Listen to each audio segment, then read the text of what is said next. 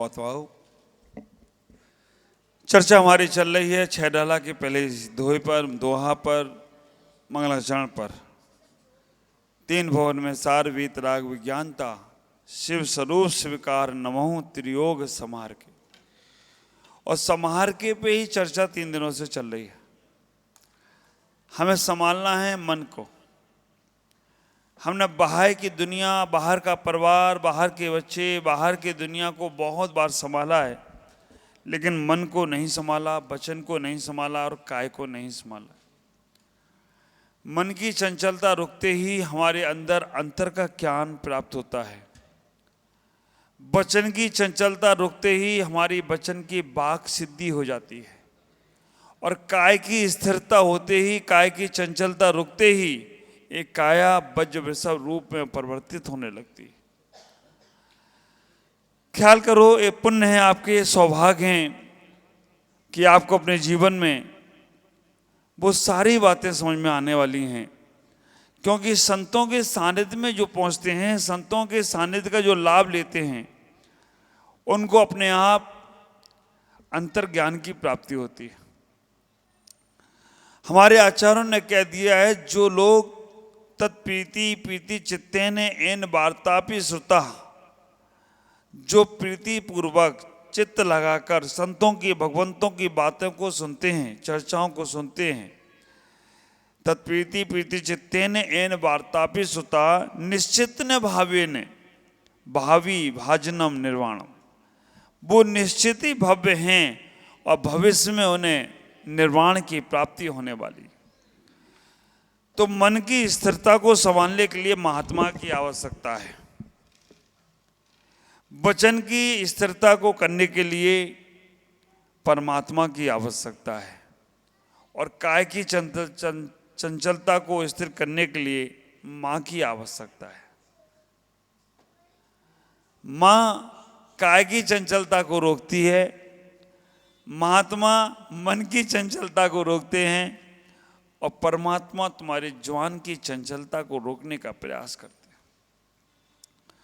आप सोचना, इतना सुंदर आपका जीवन है, अगर मन रूपी ब्रेक आपका समय खराब हो जाए तो आप कुछ भी कर रहे हो संसार में, वो सब खराब ही रिजल्ट देगा। मन को अच्छा करने के लिए हमारे पास सकारात्मक सोच हो, मन को अच्छा करने के लिए हमारे पास पॉजिटिव सोच हो, मन को अच्छा करने के लिए हम कभी किसी के बारे में गलत सोचने का प्रयास ना करें। आप जैसा जैसा गलत सोचने का प्रयास करते हो, वैसा वैसा आपका मन कर्मों का हिसाब किताब लिखना शुरू कर देता है। ख्याल करके रखना, आप अगर इस मन को हम अपने मनापराय ज्ञानी से जोड़ने का प्रयास करें। जिनागम में कहते हैं कि 5 प्रकार के ज्ञान होते हैं, एक मति ज्ञान, एक श्रुत ज्ञान, एक अवधि ज्ञान, एक मनापराय ज्ञान और एक केवल ज्ञान। संसार के सभी जीवों के पास 2 ज्ञान होते हैं, मति ज्ञान और श्रुत ज्ञान। अभी वर्तमान में अवधि ज्ञान नहीं है। मनापराय ज्ञान केवल मुनिराजों को होता है। तो ख्याल करके रखना, जो मनापराय ज्ञान है ना, जिनागम में कहा गया मनापराय ज्ञान, तो वो 2 प्रकार का बोल दिया गया, एक ऋजुमती मनापराय ज्ञान और एक विपुलमती मनापराय ज्ञान। ऋजुमती मनापराय ज्ञान उसे कहते हैं जो तुम्हारे मन में सोचे हुए विचारों को पकड़ लेता है कि तुम्हारे मन में क्या चल रहा है, उसको जान लेता है, उसे बोलते ऋजुमती मनापराय ज्ञान। याद करना, ऋजुमती मनापराय ज्ञान। और दूसरे नंबर पे जो विपुलमती मनापराय ज्ञान है, वो तुमने अभी सोचा नहीं है, लेकिन आगे भविष्य में सोचोगे। आगे तुम्हारे भविष्य में ये विचार आएंगे, चिंतित और अचिंतित, अचिंतित विचारों को भी जो पकड़ लेते हैं उन्हें बोलते हैं विपुलमती मनापराय ज्ञानी। तो आप विचार करके रखना, वो मनापराय ज्ञानी आपके अन्य सोचे हुए विचारों को पकड़ सकते हैं। तो जो कर्म तुम्हारे चल रहे हैं, उदय में आए हुए हैं, आपने मन में जैसे विचार किया और मन में विचार करने के बाद आप सोचो कि अब मैं इनसे निकल जाऊं, बहुत मुश्किल होगा। मन में विचार करते ही वो कर्म तुम्हारे अपने आप तुम्हारे मन के विचार तुम्हें कर्म रूप में परिवर्तित कर ही देंगे। और जैसे कर्म रूप में परिवर्तित होंगे फिर वो धोने का प्रयास करो तो बहुत मुश्किल होगा। एक बार दाग लागो सो लागो है, काजल की गोठरी में कैसो भी सानो जाए, दाग लागो सो लागो। एक बार कैसे भी आपने विचार कर लिए, ख्याल करके रखना, बोलना तो बहुत दूर, करना तो बहुत दूर, केवल मन में विचार किया और उसका रिजल्ट तुम्हें मिलेगा। आज नहीं मिले तो कल मिलेगा। आपको एक उदाहरण और देना चाहूंगा, जैन आगम का उदाहरण है। हमारा जैन धर्म सबसे बड़ी बात आप विचार करके रखना, भाव प्रधान जैन धर्म है। हमारा जैन धर्म में जितना भाव प्रधान कहा गया है उतना और कहीं नहीं। बाहर की दुनिया तुम्हारे द्रव क्रिया को पकड़ने का प्रयास करेगी, लेकिन जैन धर्म कहता है तुमने विचार कर लिए, मन में भाव कर लिए, तुम कर्म की गिरफ्त में आ गए हो और उन कर्मों को तुम्हें भोगना पड़ेगा। हम बाहर की चीज़ों से, बाहर की क्रियाओं से लोग हमें बहाए में देखते हैं, लेकिन जब हमारे अंदर के परिणाम होते हैं तो वो कर्म हमें पकड़ लेते हैं। उदाहरण जनागम का आपको मालूम है, राघव मक्ष और तंदुल मक्ष। राघव मक्ष इतना बड़ा विशाल है जो शंभु रमण समुद्र, आखिरी समुद्र है। अभी अगर हम देखना चाहें कि हम वो समुद्र तक पहुंच जाएं तो हम संभावित नहीं पहुंच सकते, क्योंकि लवण समुद्र ही नहीं पहुंच सकते हैं, अढ़ाई द्वीप के ही पूरी जगह नहीं पहुंच सकते। अरे हम यहाँ के भारत के ही हर जगह नहीं पहुंच सकते, तो बहुत वहाँ तक पहुंचना मुश्किल है। वो समुद्र में इतना बड़ा मगरमच्छ है, 500 योजन लंबा, 250 योजन मोटा। आप विचार करके रखना, 2000 योजन तो लंबा है, 500 योजन तो वो चौड़ा है और 250 योजन मोटा है। और एक योजन अगर देखा जाए तो 4 कोस का होता है, एक कोस अगर देखा जाए तो 3 किलोमीटर का होता है। अगर रेशो लगाएंगे आप तो 8000 किलोमीटर का एक मगरमच्छ है। बिल्कुल सत्य है, जिनागम में घटना लिखी है। 8000 किलोमीटर, मतलब यहाँ बैठे, यहाँ से 8000 किलोमीटर में कहाँ तक पहुँच जाओगे? दिल्ली, कलकत्ता, बम्बई, पूरा भारत में, यहाँ से लंदन, पेरिस तक तुम्हारा वो मगरमच्छ चला जाएगा। इतना बड़ा मगरमच्छ एक, जब वो मुंह खोलता है तो हजारों बेहल मछली भी उसके मुख में चली जाती हैं और घूम घाम के वापस आ जाती हैं, हजारों।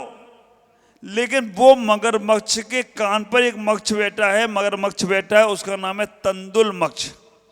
तंदुल मच्छ का मतलब है वो चावल के बराबर है।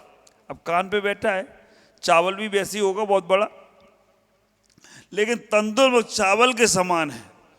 वो बैठे बैठे केवल इतना ही विचार कर रहा है कि अगर इस मगरमच्छ की तरह हम होते ना, तो जितनी ये मछलियां आ रही हैं और जा रही हैं, इनको मैं एक ही बार में निपटा देता। कर नहीं पा रहा है, एक बूंद पानी की मुंह में बड़ी मुश्किल से जाती होगी उसके, लेकिन बैठे बैठे वो ये सोच रहा है कि अगर मैं इसकी जगह होता तो सारी मछलियों को, सारे को सब एक ही बार मैंने निपटा देता। और इसी परिणामों से, कर तो पाया नहीं, इसी परिणामों से, इन्हीं भावों से, इन्हीं मन के विचारों से वो सप्तम नरक में जाता है। आप विचार करके रखना, इन्हीं परिणामों से, मन के भावों से वो सप्तम नरक में, वो भी वज्रसव नारद सेनन का धारी है तंदुल मच्छ। हम सोचते हैं कि वज्रसव नारद सेनन बहुत मिलना मुश्किल है, तंदुल मच्छ को भी वज्रसव नारद सेनन मिला।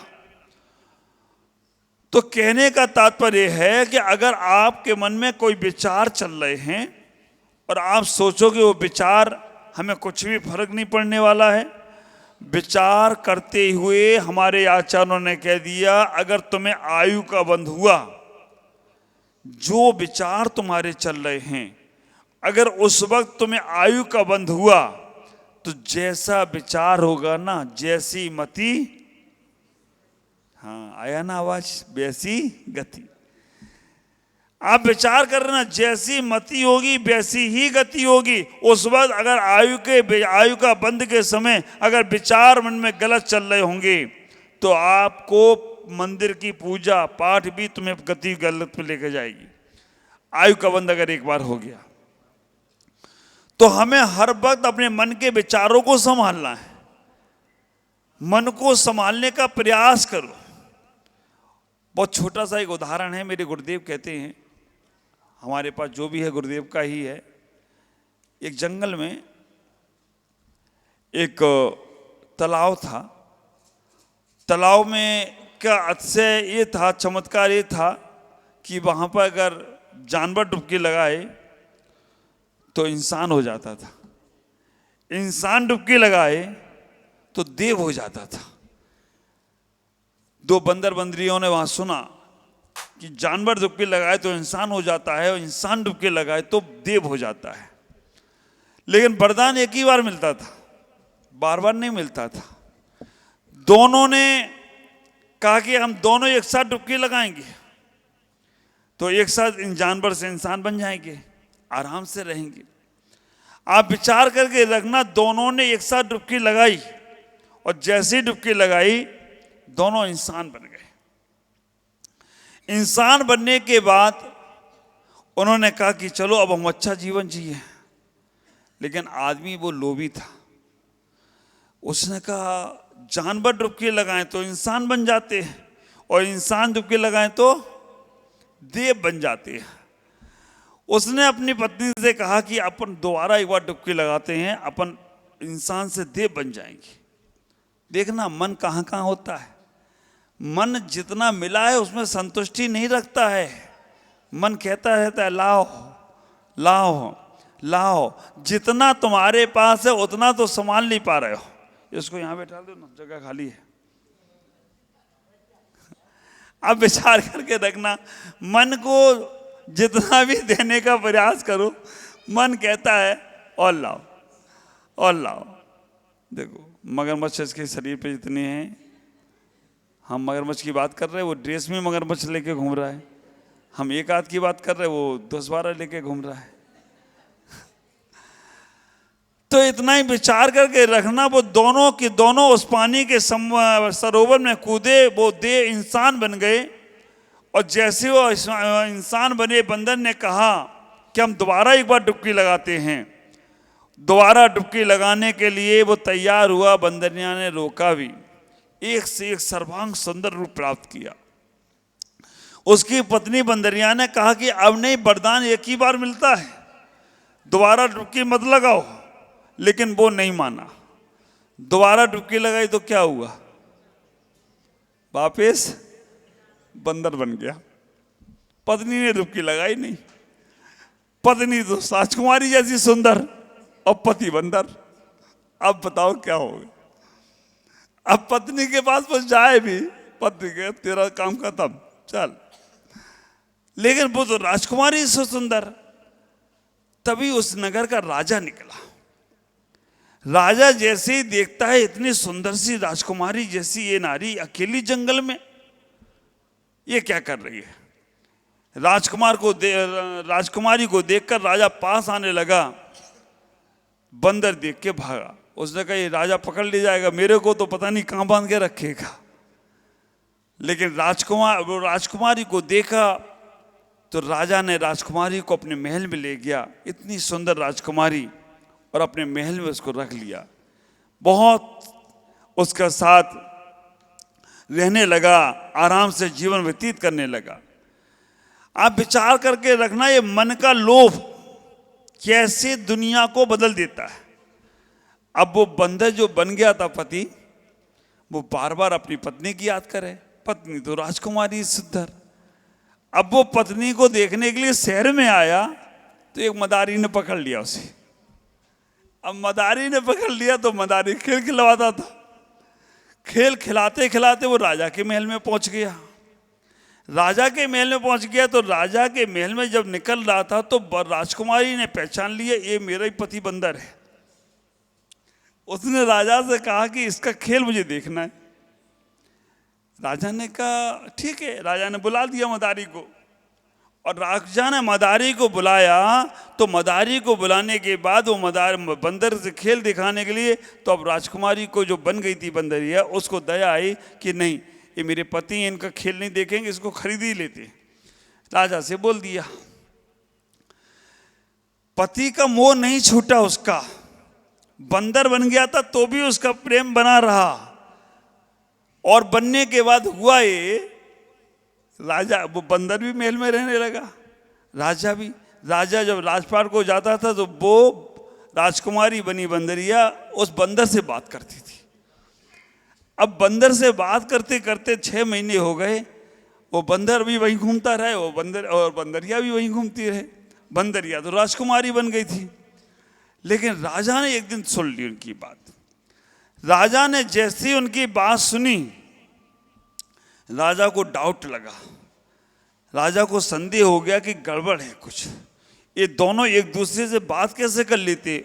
और वो जो भले ही स्त्री का भेष, राजकुमारी का भेष जल लिया, लेकिन उसको बंदरिया की आवाज़ आती थी, बंदर की आवाज़ आती थी। बंदर जैसे बात करे वैसे वो भी बात करती थी।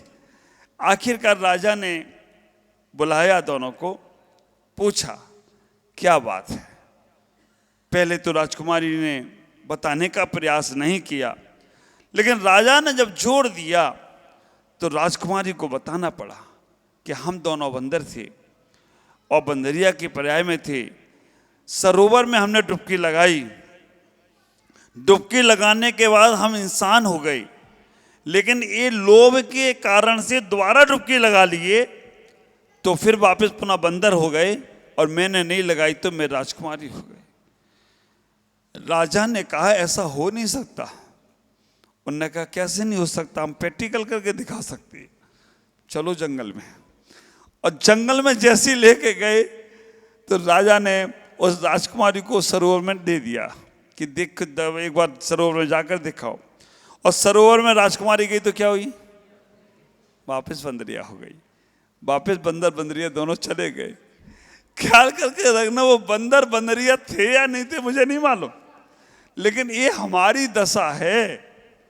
हमारी दशा क्या है कि हमें परमात्मा ने वरदान दिया था कि तुम एक बार अपनी लोभ प्रवृत्ति को छोड़ो तो इंसान बन जाओगे, और इंसान में अच्छे काम करोगे तो भगवान बन जाओगे। लेकिन हमने वो लोभ प्रवृत्ति में और मन से इतना ज्यादा सोचने लग गए कि हम वापस में बाद में जानवर ही बन गए। कैसे बन गए? क्योंकि भगवान ने जब आयु का बंटवारा कर रहे थे ना, तो आयु का बंटवारा करते हुए उन्होंने 20 वर्ष की आयु दी थी इंसान को कि 20 वर्ष तुम अच्छे से जी सकते हो, है ना। और आप विचार करके रखना, सबको 20-20 वर्ष की आयु दी तो गधे को भी दे रहे थे। गधे ने कहा मैं इतनी आयु क्या करूंगा, मेरी आयु थोड़ी कम करो। तो गधे की 10 वर्ष की आयु कम कर दी। फिर उसके बाद उन्होंने कहा कुत्ते को आयु दे रहे थे, कुत्ते की आयु भी कम करी। फिर उसके बाद उन्होंने कहा उल्लू को आयु देना, तो उल्लू की आयु भी कम करी। आदमी बहुत लोभी था, उसने कहा इनकी बची हुई हमें दे दो सबकी। आप विचार करके रखना, उन सबकी बची हुई आयु जो है 20-20 वर्ष वो हमें दे दो। तो ठीक है, परमात्मा ने कहा ले जाओ। लेने के बाद हुआ क्या, 20 साल तक तो आदमी का जीवन जीता है। 20 साल 25 साल तक आदमी का जीवन जीता है। उसके बाद जो गधा मजदूरी में लगता है, जो काम धाम में लगता है, खाने की सुध नहीं, इसकी सुध नहीं, उसमें लग जाता है। और 20 से 40-50 तक वो बहुत मेहनत करता है। फिर उसके बाद नाती पोते हो गए, अब बस इनको खिलाओ, घर में बाहर बैठो, है ना, बस रखवाली करो घर की और कुछ नहीं। और जैसे 70-80 हुए, देखना बंद हुआ, बस अब आराम से तुम वो काम करो। अब इतना ही विचार करना, हमने अपने लोभ के परिणामों के कारण से अपने मन को उन पापों में लगाने का प्रयास किया। यहाँ कह रहे हैं मन को संभालो, इस मन को प्रभु भजन में लगाने का प्रयास करो, प्रभु के गुणानुवाद में लगाने का प्रयास करो। जितना जितना मन तुम्हारा अच्छे कामों में लगेगा, उतना उतना तुम्हारा जीवन अच्छा बनता जाएगा, क्योंकि मन की भूख अपार है, चाहे मिले सुमेर। तन की भूख क्षण भंगुर है, पाव या शेर। आप मन के कभी भी भाव पूरे नहीं कर सकते हो। 8 बज चुके हैं, आज इतना ही कहूँगा। अभी तो शुरू किया था, अभी 8 बज गए। 6:30 बजे करेक्ट आ जाओ आप लोग, तो मैं आपको पूरा ही घंटा लाभ दूंगा।